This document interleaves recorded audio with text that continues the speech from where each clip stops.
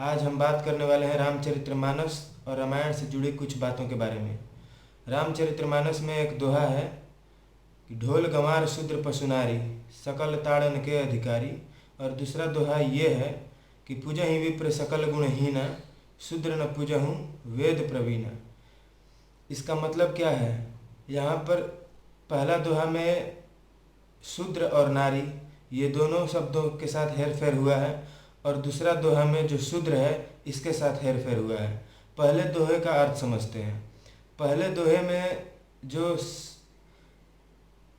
ढोल गंवार शूद्र पशुनारी सकल ताड़न के अधिकारी, ताड़न का मतलब समझ लीजिए कि ताड़न एक अवधि शब्द है और ताड़न का मतलब जांच करना होता है।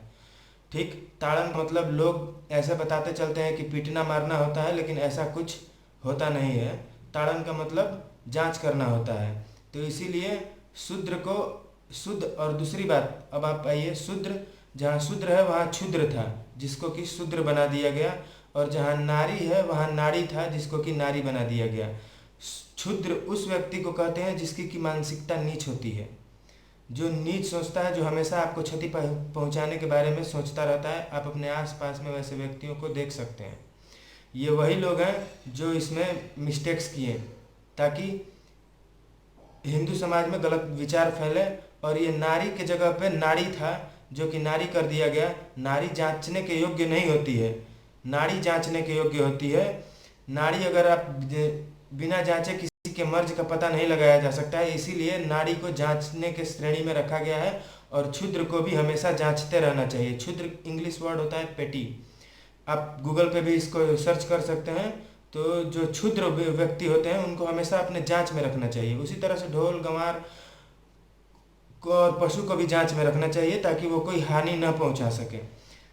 तो इस विचार को गलत, इस शब्द को गलत तरीके से न फैलाएं। ये एक बहुत सोची समझी साजिश है जिससे कि पूरे एक शूद्र समाज को ही हिंदू धर्म से अलग किया जा रहा है। और शूद्र समाज, जो शूद्र वर्ण है, वो हमारा हिंदू समाज का एक बहुत ही महत्वपूर्ण स्तंभ है। शूद्र वर्ण में जरूर समझाएं और जरूर फैलाएं। ऐसे ही उनको गलत विचार न बताएं और अधजल गगरी छलकत जाए वाला काम न करें।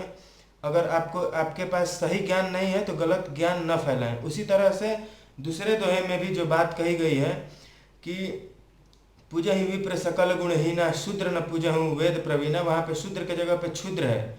अगर नीच व्यक्ति हो, अगर आपकी मानसिकता नीच हो, और अगर आप वेद के ज्ञानी भी हैं तो भी आप पूजनीय नहीं हैं। आप पूजनीय नहीं हो सकते हैं क्योंकि आपकी मानसिकता में खोट है। इस बात को ध्यान रखिए। ये हिंदू समाज को तोड़ने की साजिश चल रही है, तो इस साजिश को हमें मिलकर तोड़ना होगा और हिंदू समाज को एकता के साथ जोड़ना होगा।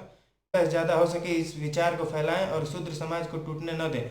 ये लोग यही कर रहे हैं कि, या खासकर ये भीम आर्मी वाले, कि गलत विचार, यही सब दोहे का गलत अर्थ शूद्र वर्णों में फैलाते हैं और उनको हिंदू धर्म से तोड़ते हैं, उनके रीति रिवाजों को तोड़वाते हैं। अब दूसरी बात पे आइए, रामायण। रामायण में जो लव कुश कांड है वो ओरिजिनल रामायण में नहीं है। इसका कहीं भी कोई भी एविडेंस नहीं है। इवन कि आप विकिपीडिया पे भी जाके पढ़ सकते हैं, इसका कोई भी एविडेंस नहीं है। इसमें इस जो लव कुश कांड है इसमें सिर्फ राम जी को और नीचा दिखाने का कार्य किया गया है यहाँ पर। और इसमें भी मतलब देखिए कैसे एक साजिश चली। उसमें भी नारी को क्या दिखाया गया है कि हिंदू धर्म नारी को सम्मान नहीं देता है, नारी को जांचने के श्रेणी में रख दिया गया है। और यहाँ पर भी नारी को यही दिखाया गया है कि हिंदू धर्म नारी का इज्जत नहीं करता है, उसको बाहर निकाल दिया गया, उस पर विश्वास नहीं किया गया, अग्नि परीक्षा की गई, उसके बावजूद भी उसको बाहर निकाल दिया गया। जबकि लव कुश कांड नाम का ऐसा कोई भी चीज़ वाल्मीकि रामायण, जो ओरिजिनल रामायण है, उसमें नहीं है। इस बात का ध्यान रखें। ये सिर्फ और सिर्फ साजिश है हिंदू धर्म को तोड़ने के लिए और हिंदू धर्म को बदनाम करने के लिए। जय श्री राम, हर हर महादेव।